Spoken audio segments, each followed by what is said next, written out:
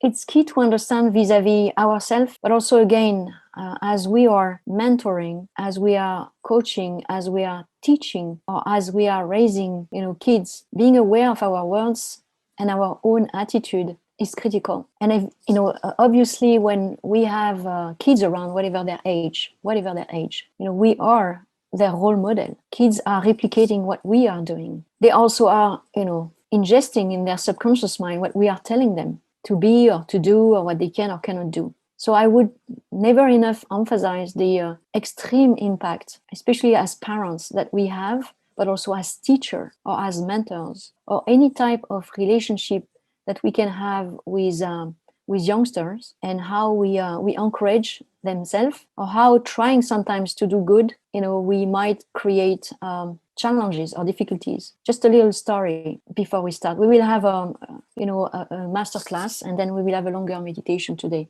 But I remember, for instance, always in my life, an event that happened when I was probably 13. So, the teenage age where it's not always obvious to grow, a lot of fog in the mind and so on. But I went home from school, and I had a test, right? And it was a mathematics test, which was not my favorite. I came back and I had a very good grade on that test, mathematics. So I was very excited to come home and to find my mom and to show her, the results of my test.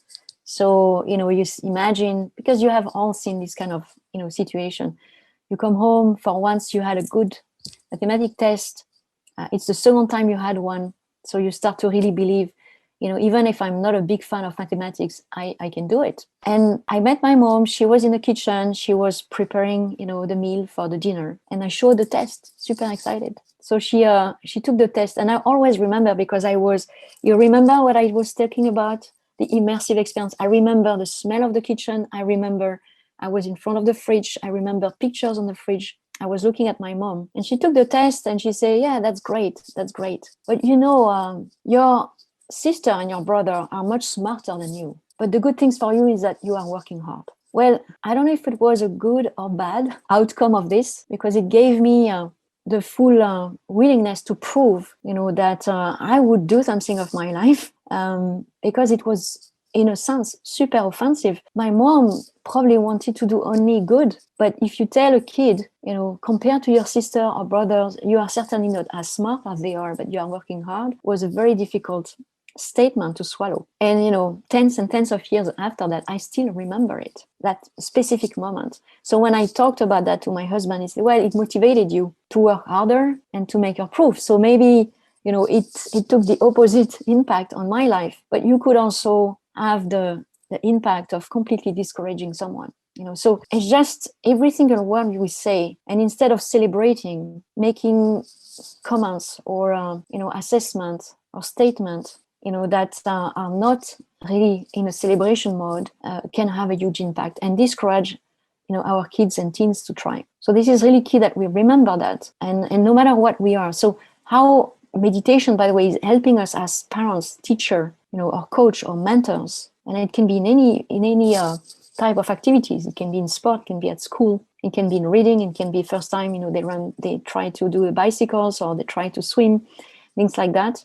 We have to be mindful and aware of what we are telling our kids. And we are also to be mindful and aware of, our own experience. Maybe when we learned something in the past, like the story I told you, when we see our kids coming with something, it might generate some emotions, memories, and thoughts and feelings that might not be the right one to show to our kids, or the right one to go to celebration, because maybe we remember, like maybe my mom, because she had a really tough dad, that, she had maybe bad experience, and it triggered this, and that's why she gave me this kind of statement, which was really very bizarre in that situation. So we have to be mindful and aware. That's really critical as we want to develop and encourage the growth mindset of our, children or our, students. So let's go a little deeper in this and talk of, how our growth mindset can be developed thanks to meditation. Again, we went quite fast on the, the practice, the technique, the benefit of meditation. There is plenty to learn about, and to learn in a scientific way, which is what the Buddha CEO is doing. And about learning on meditation. You have all, I hope, joined the WhatsApp group, the OPAL WhatsApp group, and Namita is facilitating this group where you can ask any question, any comment, any experience you want to share. We really encourage that. But Namita will post, or maybe it's already done, a small booklet named Meditation is Very Easy. It's a PDF.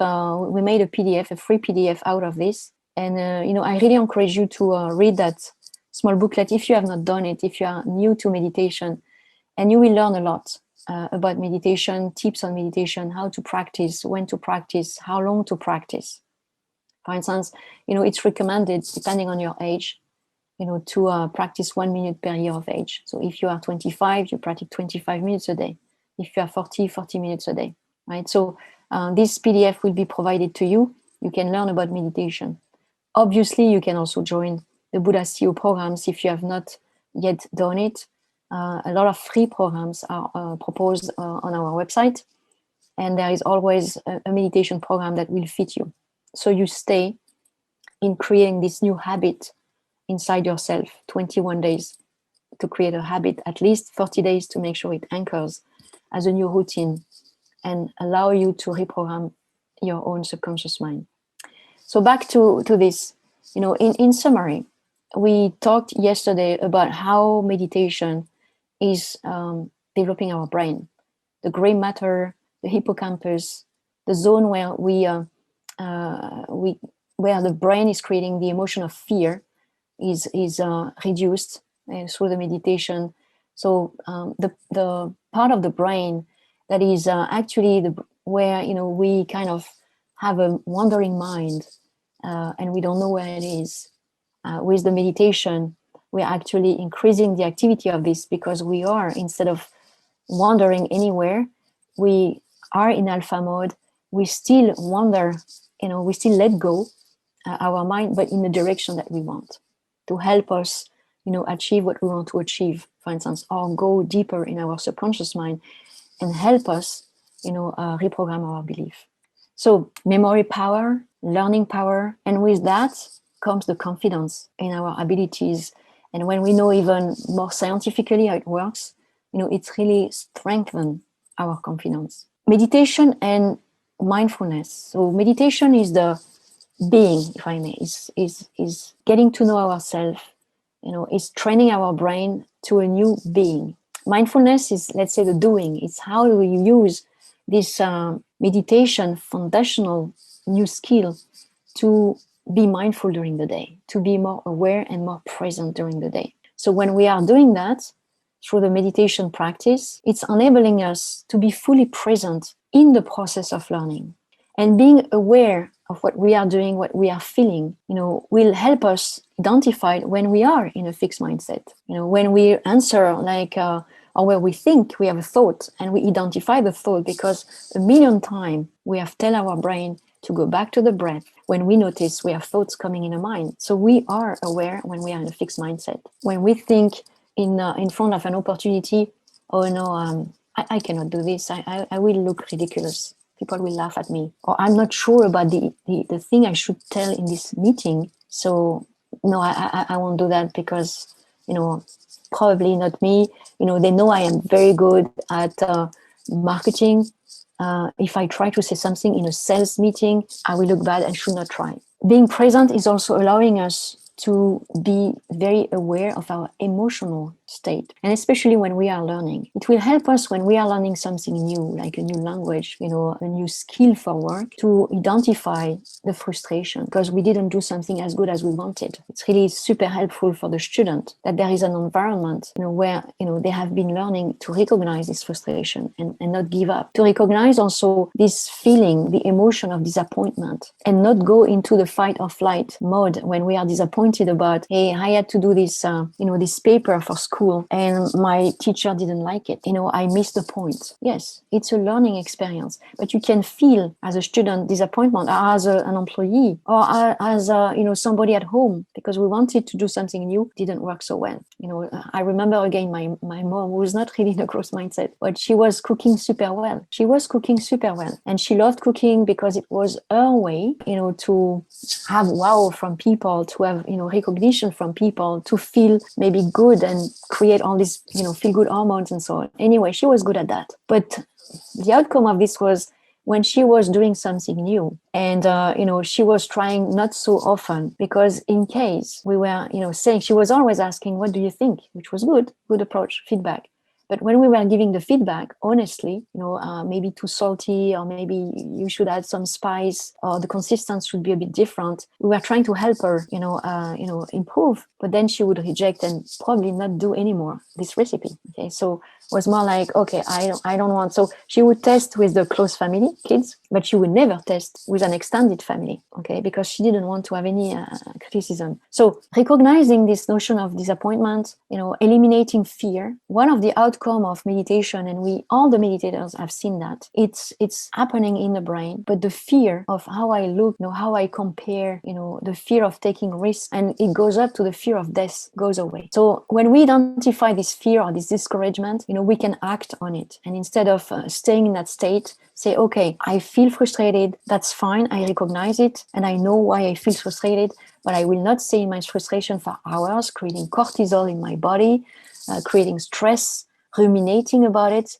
I'm going to go out and look at this experience and see, how I can learn from it and do differently next time. Very, very important at work and in studies. People can see that. You can see you are frustrating. And showing vulnerability is fine. You can show, I feel frustrated, to your team when you are a manager or a leader, or with colleagues when you are a project team leader, for instance. You can show it, but then you have to tell, okay, let's move on, let's learn from it, let's sit. And we do what we call the lesson learns. And also, meditation helps us stay in touch with our purpose. Okay, we have understood better and better through meditation what we like to do, what we are passionate to do, what we believe, we are here for. And this purpose can change over time. When we are students, or when we start having kids, we can feel different purpose, but we always know what we want to achieve, what make us happy. Next, meditation is helping us to be more patient with ourselves, with no judgment. It's not judging all the time what we are doing,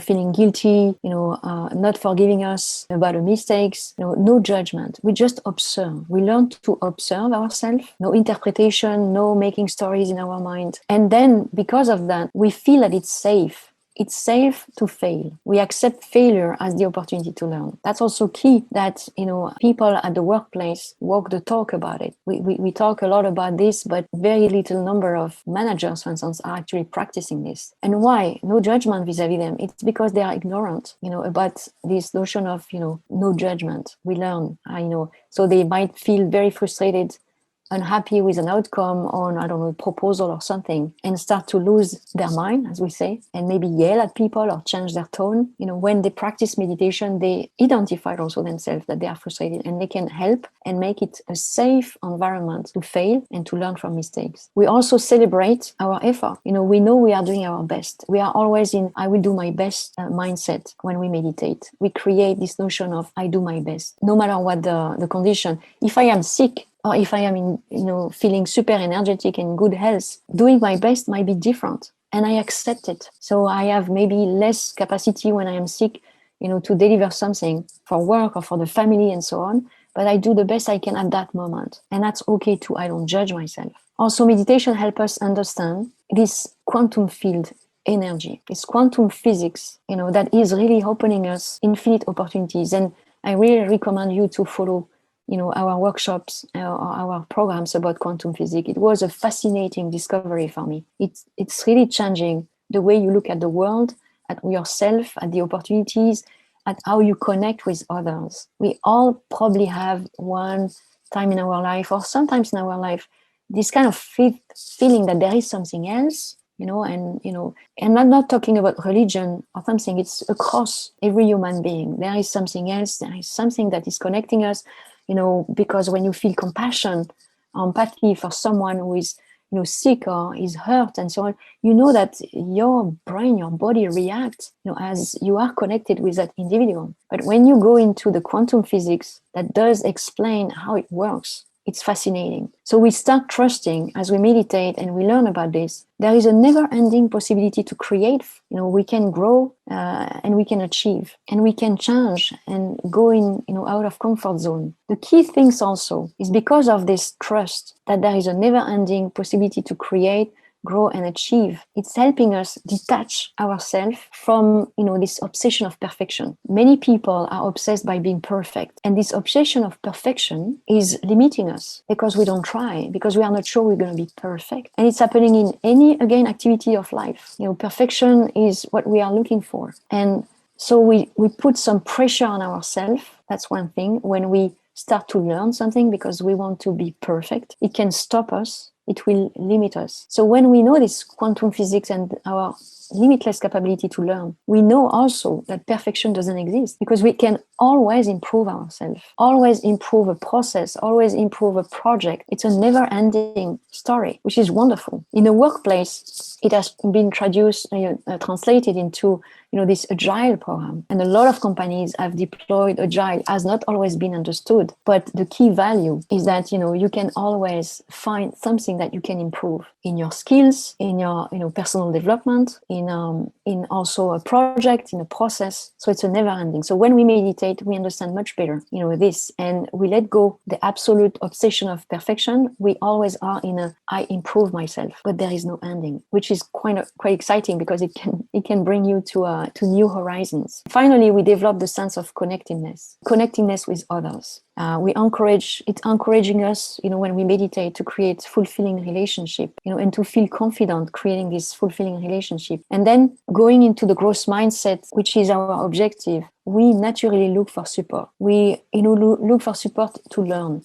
It can be people who want to achieve the same goal, or who have done something that we want to achieve. For instance, we dream about going to Europe, but we always find a reason why we should not go. And at the end of the day, maybe we are just frightened about it. And we might meet somebody who has done it in the same maybe location, situation than us, and will help us. We look for support in everything we learn. People, groups, mentors. And the last thing that I want to mention is key. We have most of us, a sense of competition, comparison. So it's a kind of competitive energy. It's also a lot for the kids and the teenagers. They want to look good, they want to be better, and so on. But we turn this energy, when we meditate, to something that is more constructive. It's searching for excellence, and searching for excellence to grow ourselves, but also to serve others. I'm currently working with an organization named B Corp, and their reason to be is for the enterprise to not become the best of the world,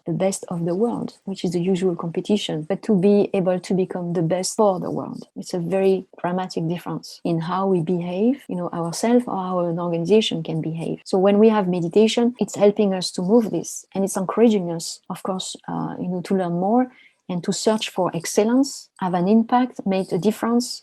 So try new things, innovate, experience. So it's a lot of things to digest, but with meditation, I can tell you it's happening naturally. And, John was mentioning yesterday, was journaling. I really recommend that to everyone here in a growth mindset. We should take notes, start a notebook, and every day note what you learned, what was the difficulty. And then when you will look back 6 months, earlier, as you also practice your meditation, that will be very interesting learning for you. And you will see the journey that you had. So to close on this, one of the key change agents is really what meditation is helping us to live day by day, moment by moment, no matter what the event. And as I'm used to say in many courses, we are not any of us living in Disneyland. We have all difficulties. I was a mom, and I am a mom at home. I have a handicapped boy who is in a wheelchair. So every day, I am in a daycare mode. I am a caregiver. I have another son who lives in the US, and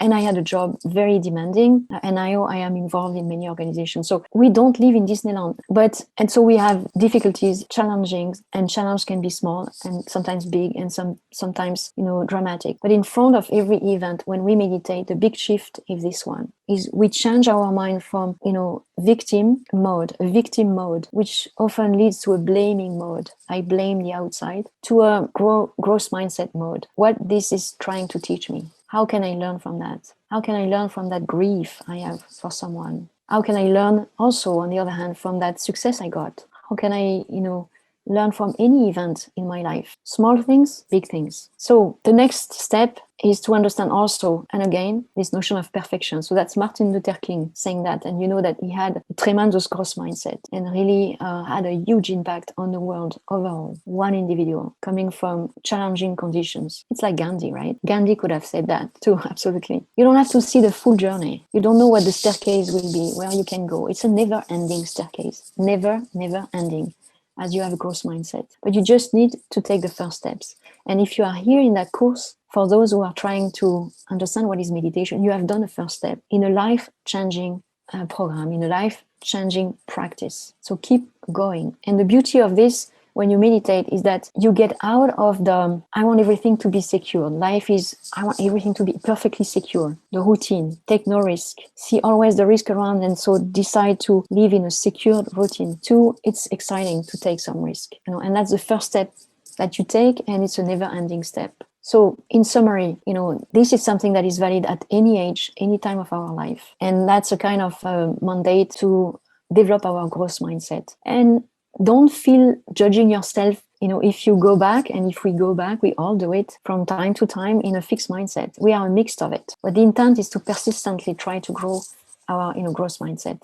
So meditation, fundamental practice regularly every day to be able to cross this analytical mind and get into the subconscious mind. And yes, somebody was asking the question yesterday, when we meditate, we are bringing our brainwave to the mode that can allow us to go into our subconscious mind, like when we dream, but we are awake. And this is how we can reprogram through various tools like the manifestation techniques. During the day, we practice mindfulness, awareness, presence, and there are some tips to do that, to be always, the meditation is helping us because 1,000,000 times you're going to train your brain to go back to the present moment. You're going to rewire your energy. You're going to stop the fight and flight mode. You're going to quiet the mind, right? That is preventing then you avoiding having all these thousands and thousands of thoughts about the past that is gone or the future that is not there and you worry about. And it's helping us to stay in the present moment, fully present, fully concentrated, fully enjoying the moment. In eating, in walking, Buddha was saying, when you eat, you eat. When you walk, you walk. Practice meditation to reprogram your limiting belief. And everything we say, try new things. So being at work, as a student, as a homemaker, you can try new things and push out the comfort zone. That's what makes life exciting. Remember, learn as if you were going to live forever, was saying Gandhi. Take risk, responsible risk. It's okay to try something new and trust that the challenge will make you stronger, improve with practice. Always remind yourself that you can achieve anything with effort, with regular practice effort. We learn from mistake. Love yourself. Love yourself. Believe in yourself. You can repeat that to you every morning in the mirror. I love myself. Look at what you are doing well. Look at what you are doing well. Not always focusing at what you are not doing well or that you are not doing at all. As human beings, remember, 80% of our thoughts are tending to negative thoughts. So we blame ourselves, we judge ourselves, and so on. So loving ourselves is like in a plane. Huh? Put your mask first, take the oxygen before you help others. Connect with others, go toward others. Like this movie, The Yes Man, go to others, it will change your life. And don't forget to congratulate others. So meditation is helping us also to rewire ourselves to gratitude, to enjoyment, to celebration, to congratulation and appreciation. Learn to receive it and enjoy it and be aware of it and mindful instead of saying, no, don't say that. No, I congratulate you. Just enjoy the moment and celebrate yourself. Enjoy your new learning and your, the fact that you are changing. In a Buddha CEO, and this is on our website, that's what we say is a Buddha CEO, leader. And when we say leader, everybody is a leader, can become a Buddha CEO leader, no matter what your activity. We really encourage this, like this one. Recognize that every employee has infinite hidden potential and encourage everyone equally. Everybody can develop their skills. Abundance of opportunity. Inclusive environment for people to thrive. Encourage everyone to see themselves as leaders, to solve challenges, and use competition to develop excellence. That's what the Buddha CEO organization is trying to teach to as many people as we can by teaching meditation. Any question from anyone on this, how meditation is helping, our growth mindset, or how to, accelerate, or any type of question. Okay, so I see one. How do we balance practice connectiveness with detachment? So I don't know if it's vis-a-vis connectedness and detachment. It's two different things. Detachment is, and the Buddha was one of the, and we are not a Buddhist organization, but there are some great learning from him and other philosophers and people around the world. Detachment is, I'm not clinging to something, to the event. It's, for instance, detachment would be, I'm trying to learn a thing. Okay, I'm going to take an easy one, right? I'm trying to learn guitar. It's new for me. I was told by my family that we are not musicians in our family. So my belief, I cannot play guitar. It's my deep belief, right? But I'm doing meditation now, so I decided to try again. Detachment is, after trying 2 or 3 days, I feel that I'm really not good at that. I have pain in my fingers. What I'm doing is really bad. My family cannot support what I'm doing because it's noisy and not really good. I could let this impression of frustration, disappointment, and that giving up, and just feeling like that. I am a failure at doing this. Okay, detachment would be, I identified that I have the thought and emotion of failure, but I'm detached from it. I am not it. This is something that is happening, coming from my past, my subconscious. It's happening to me, but I'm detached from it. I can observe it, I can look at it, and it's, of course, through the skills of meditation, mindfulness. I look at it and then I decide how to respond to this. I can decide when I look at it, I'm going to keep going. And the same in most difficult situation as, I feel so sad. I feel so useless. I am useless. Okay. It's much more difficult to leave that. So detachment is, I observe now that I feel sad and useless, but I am not this emotion. I am not this sadness. I am detached from it. And then I can decide what I'm going to do with it. So that there is a very profound detachment vis-a-vis, I am the feeling, or I am the one observing the feeling. And that's a win when you get there, when you can identify it and detach yourself from this feeling. It's also valid for events that can happen, right? So detachment is, and it can be also for great things. I mean, it's helping us think, I am in love. I observe that I'm in love, okay?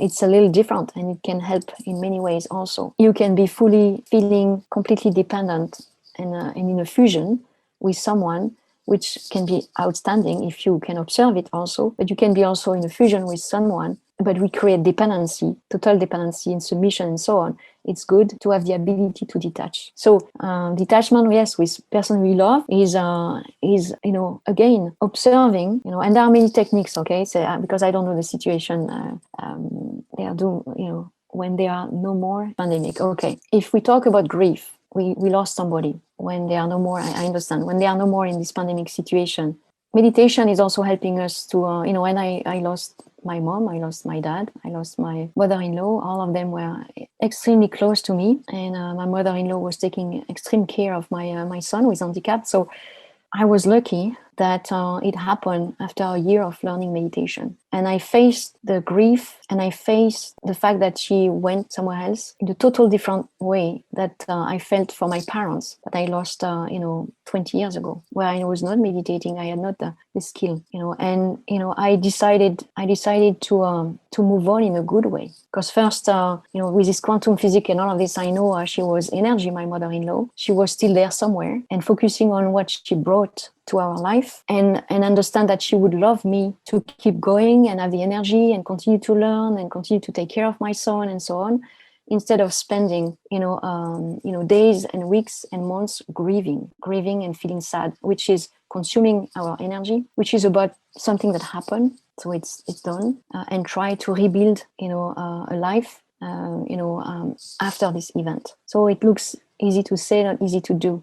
But I can tell you, thanks to the tools of meditation, the mindfulness, this practice, it really helped us go, over the pain and not go into the suffering. The pain was there, but as you start ruminating, and it's no judgment when I use that word, ruminating again and again on the pain, it becomes suffering. One simple example to remind yourself when you live through that is a very simple visual that I use often. It was helpful to me. Very simplistic. When you have a wound in your mouth, the pain on one teeth, for instance, one tooth, what are we doing when we are not aware all day long. When we touch that spot with our tongue, it's painful. Okay, it's painful. So the pain is there. We have to go to the dentist or whatever, but the pain is there. But what are we doing all day long? We put the tongue again and again to just test if the pain is still there, and it becomes suffering. So this image is helping us to see how we come back, to the pain again and again. We talk about the pain, and it can be big pain, small pain. We talk about it to ourselves again and again. We ruminate. We talk about it to our colleagues, to people,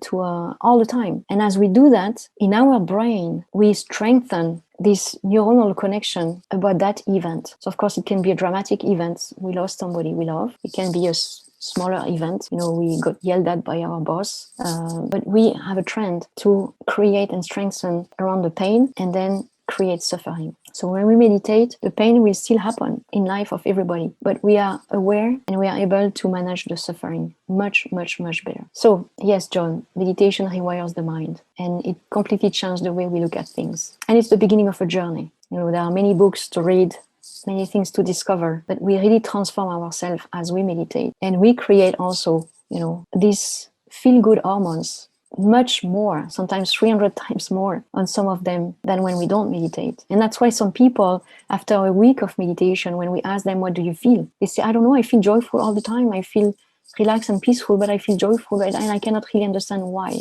Okay, so it might be that we are a little ahead of the time for the meditation, but we will do our meditation because it's a practice, a daily practice. Thanks for the question in the chat, for the comment from John. And I will launch the meditation. I will stay a few minutes with Namita after meditation if you have more questions, okay? So we will, as always, start by a heart elevation short practice to create coherence in ourself, between our brain and our mind. And then we will go into breath mindfulness meditation. So for both of them, you need to be relaxed and comfortable on how you are sitting. Sitting on a chair is absolutely fine. Sitting on the floor, if you prefer.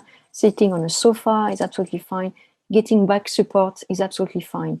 If you want to, you cannot cross your legs, or you have a knee pain, you can, put your legs straight. That's okay. You put your hands, when we're in breath mindfulness meditation, clasp finger into fingers.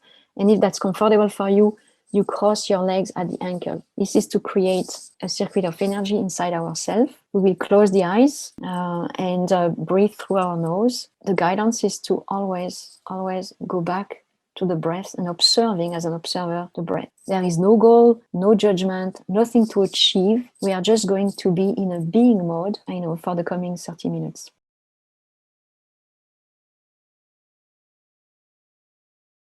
Welcome back, everyone. I hope you had a fruitful meditation, relaxing, peaceful. And for those who are beginners, that they will continue to practice every day. We are officially beyond the timing of the end of this day session and also this workshop. Before everybody leaves, I would like to ask one thing from you, one gift. This is the first time we do this session on a growth mindset with Namita. And we would really love to know from you, very simply, if that's something we should do again. And for that, I will ask everyone, if you know how to do this, to go in the chat and just say yes or no, but that would help us, understand if that's something we should provide, maybe to teachers, to parents, to more people overall, for ourselves and also for how we help others. So I will leave, you to put that in the chat. I will ask Namita if you want to say a few words before we officially close, the session. Any words on your side? Growth mindset. Thank you again for all your help. It was a pleasure, madam. In fact, each day is a learning for me, and it was a great experience to have listened to you. I am also enriching my knowledge through these sessions, and I hope everybody here has been enjoying as much as I am. Thank you so very much, and I look forward to many more sessions along with you. Thank you. Yeah, thanks, Namita. Anybody wants to share something? We'll take 5 more minutes and then officially close this workshop. Again, you can find us, and you know how to find us because you enroll yourself in this session. But for those who are new to meditation, I really recommend you to enroll in a program so you can go and practice regularly. And that's part of the growth mindset, learning something new. And I can tell you something that will change your life. I have seen thousands of people who gave that feedback. And these days, we all need it. Managing our stress, being compassionate, keep learning, and still find a way to enjoy life, every moment of life. Actually, today, for those who don't know, in France, it's a big day because after about 6 weeks of the third time of lockdown, today we are still not completely free. We have a curfew, but non-necessary shops are opening. So not only the food or the pharmacy and so on, but now we can go and take a coffee outside of a cafe on the terrace, or we can go and look at some new shoes if we need them. That's today. So everybody is super excited in France, as we have been in lockdown since 6 weeks and in curfew since before Christmas. So the curfew is still there, but it's going to move from it was 6 p.m. then 7 p.m. now it's 9 p.m. As a meditator, I want to celebrate because it's just fun, and I see all the good things and not complaining too much about what is still not there, but it's coming. We have the chance also to get some vaccine and so on. Thank you for all your comments in the chat, so I understand that we can probably is being shaken up with a jar. Yes, you are not doing anything wrong. If you have somebody is asking that they have a jerk, so I guess some movement, it's normal. The nervous system, sympathetic, parasympathetic, they are rebalancing themselves, and it's your energy. So just observe, no interpretation, nothing. It's normal. On my side, when I started meditation, it was the opposite physically, and it was a bit scary because it was the first time there was no Buddha CEO to help me at that. I felt like a stone, like a frozen stone after 10-minute meditation. But I was told, observe, and that's going to be fine. And actually, it was part of the process, and that's how I started to change in my body and my energy, and I was getting rid of my back pain. Yes, great victory for France, but it's a growth mindset. It's the journey to a new freedom. Thanks again, everybody. If nobody, you can raise the hands. We still have 2 minutes. And again, I want to thank the Buddha CEO team for helping me, and Namita, my partner in crime. And we will continue to improve our programs and to propose new things to you. And I really hope to see you again soon in other programs. So France, India, I cannot wait to go back to India, I can tell you. I was going all the time, and so I wish to meet you all there when we can travel. Thanks a lot.